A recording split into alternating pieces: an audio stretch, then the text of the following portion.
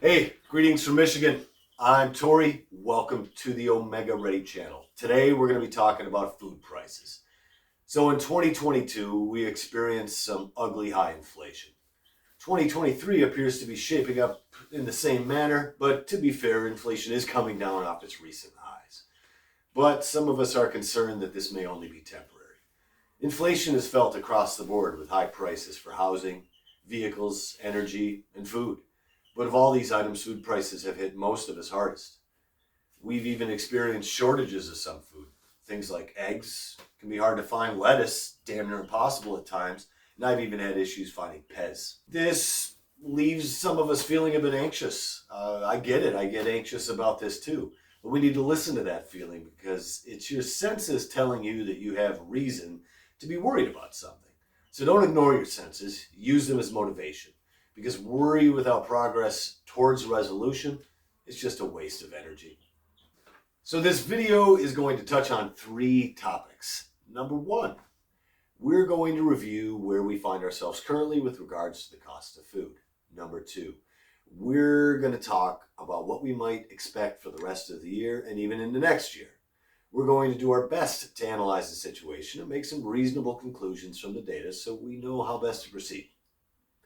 And lastly, number three, we will start to lay out a plan about addressing how best to spend time and money preparing for future food security needs. I might add here, regardless of where you currently find yourself in the spectrum of food security, hearing me out may prove helpful in modifying or reinforcing your current plans. If you have any personal perspective to add, please take a moment, throw it down in the comments. I'm eager to hear it. So with that said, let's get to it.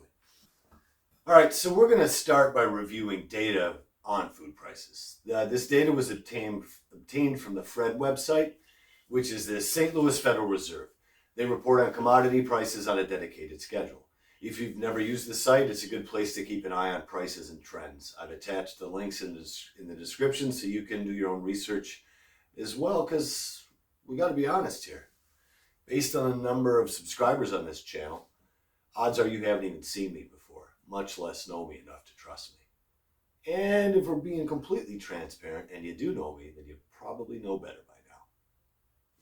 All right, so with that awkward revelation out of the way, I've picked some food staples to start with. These are basic items that most of us use on a regular basis. The items I've chosen aren't cherry-picked to convey a worst-case scenario or anything. They're items that my family uses on the regular, so I'm assuming it correlates to a fair portion of you watching.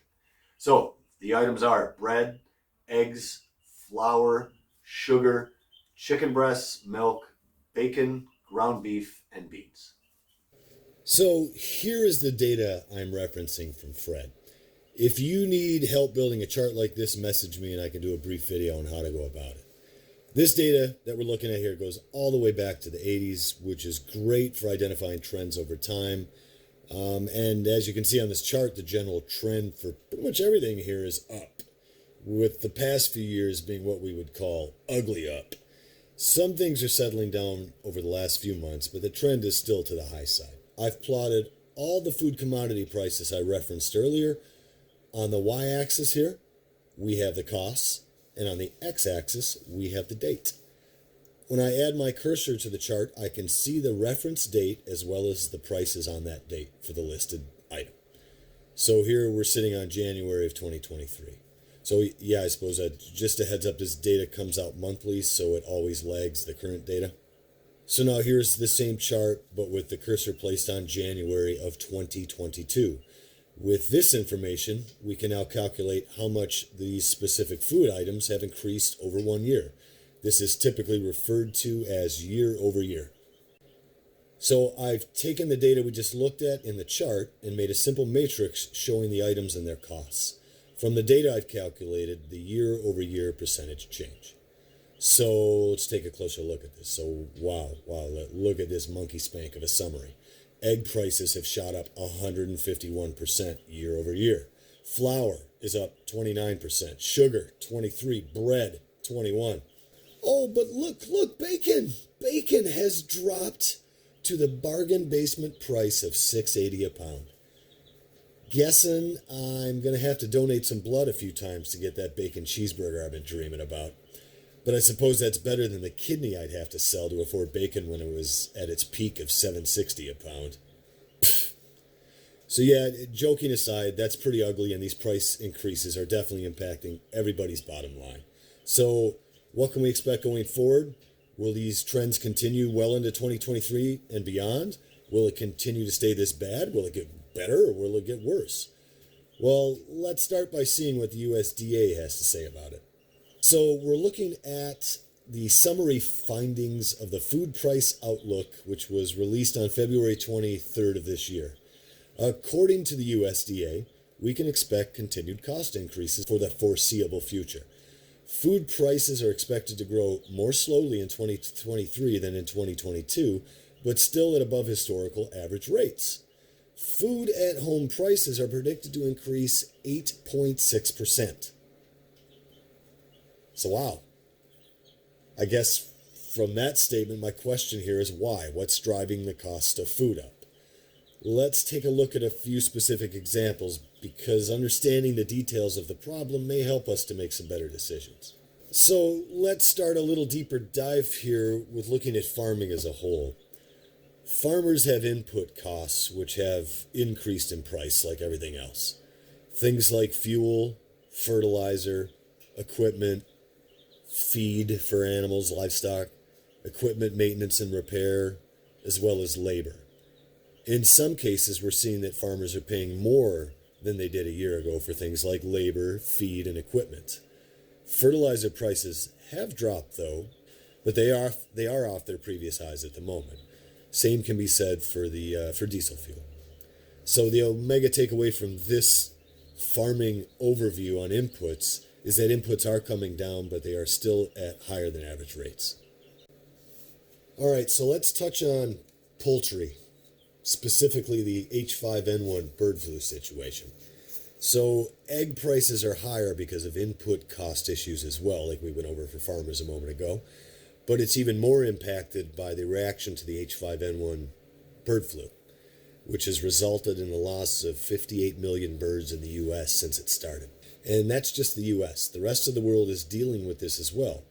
This impacts everything from egg prices to meat prices, and even the cost of getting poultry chicks is higher than usual this year. So what can we expect this year from H5N1? Let's take a peek at the international view to get an idea of what we're seeing on the bigger stage. So the first item here is from the Denver Post, dated December 20th of 2022. And I'm quoting here: the bird flu outbreak ravaging global poultry flocks is now the worst since records began, driving a spike in the prices of eggs, threatening free-range chicken, and risking long-term impacts to animal health. Poultry losses since October of 22 are almost 70% above last year's pace, hitting 16.1 million by December 1st, according to the World Organization for Animal Health. Before then, more than 138 million birds were lost in the 12 months through September, more than the prior 5 years combined, according to the WOAH. The second item is from a website, France24.com. This is January 13th of 23. More than 12 months since the virus is first detected in late 21, infections have remained consistently high and show little sign of slowing. In fact, they seem to be gathering pace. European data shows that in autumn of 2022, the epidemic was more virulent than the same time the previous year, and the number of infected farms was 35% higher. End quote. So, if you want to track the situation in the U.S., the CDC has a handy interactive map with weekly updates on the flock impact. I've included the link below in the description. So the Omega takeaway on poultry is that the spread of H5N1 does not appear to be slowing down, and that we would expect more of the same in 2023. All right, so the beef cattle situation. As you might already know, the drought in the Southwest and the plains in the West impacted ranchers pretty hard last year. Access to water, reduction in pasture, and an increase in feed costs all contributed to ranchers having to decide to weather the storm of high costs or sell off some of their herd to reduce the costs over the year.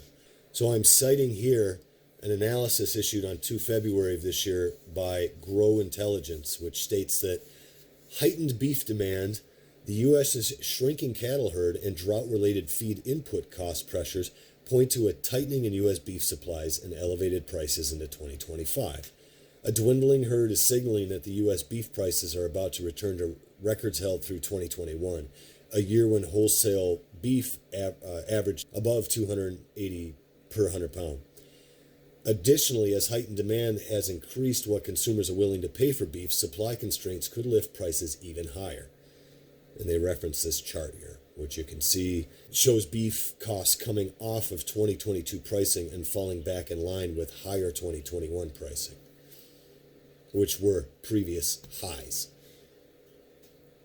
So continuing on with the analysis, Grow states, for much of last year, choice beef cutout prices mildly declined when ranchers liquidated their inventories as pasture land in western states dried up and as cattle feed costs stayed at elevated levels.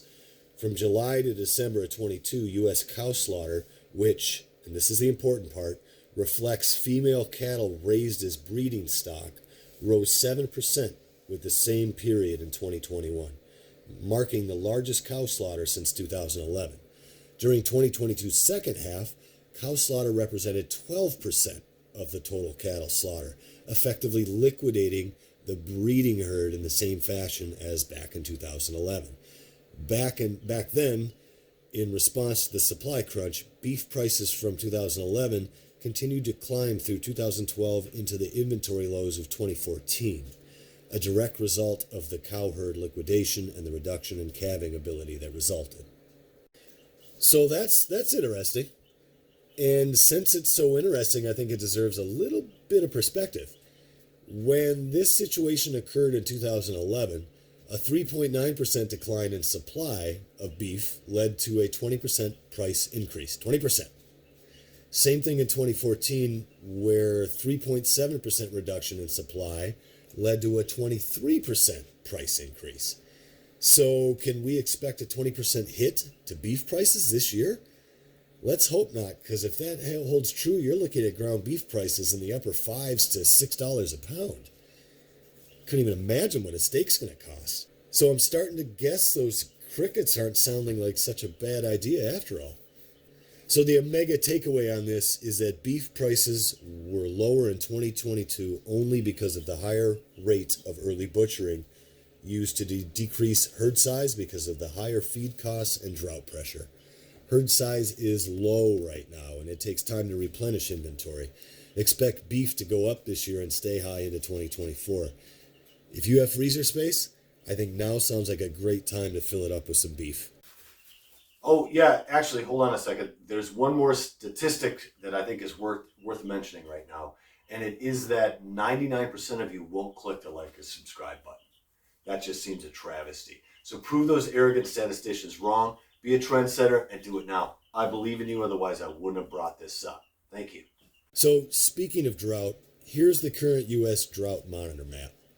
Things out west have improved because of heavy rainfall and mountain snow, but I'm not sure how much of that will carry into the year since they're in a big deficit right now. The Central Plains are still struggling with varying degrees of moderate to exceptional drought, and the upper Midwest has some light to severe drought covering a large swath of the area.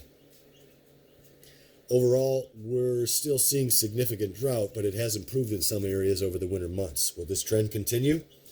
That is hard to say. But it does appear that some weather specialists are saying that they believe we are nearing the end of the La Nina cycle and likely tipping into the El Nino cycle. Follow the links below because that's way too much information to get into here, but that certainly could have an impact on the weather and obviously the drought map because of it. All right, so let's review all that quickly. Farming input costs are still moderately expensive. Some prices have come down, but some remain near record highs. Energy. Current trends do show energy costs trending downwards, but they are still on the high side compared to pre-pandemic averages. Regardless, so a decrease from the recent highs is certainly welcome. Livestock. The spread of H5N1 doesn't appear to be minimizing. If anything, it may be trending worse.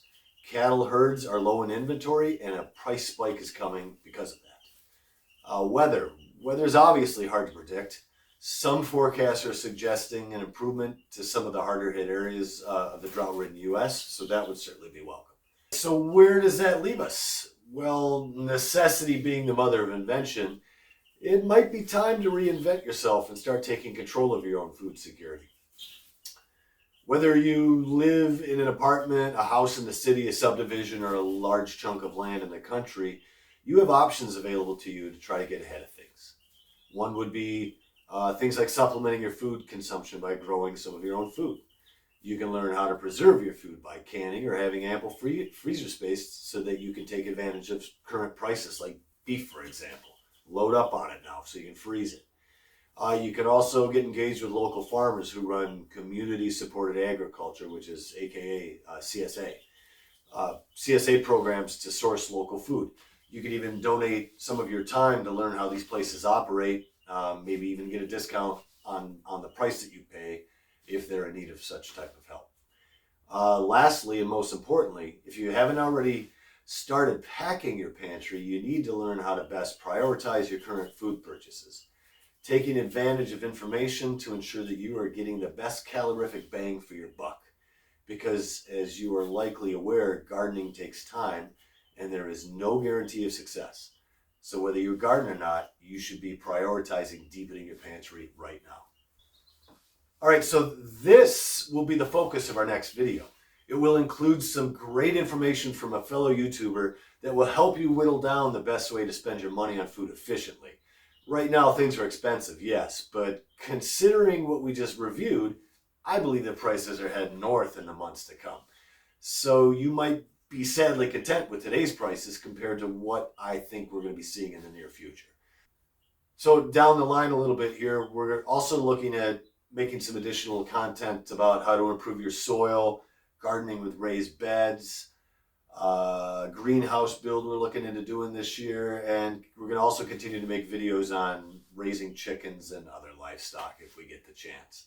So do me a favor, like and subscribe to the channel, hit the bell so you can get immediate access to our content once we publish it, because we're going to get more into these deep dives. This stuff's kind of fun when you start digging into it. Scary too. So thanks for your time. See you soon.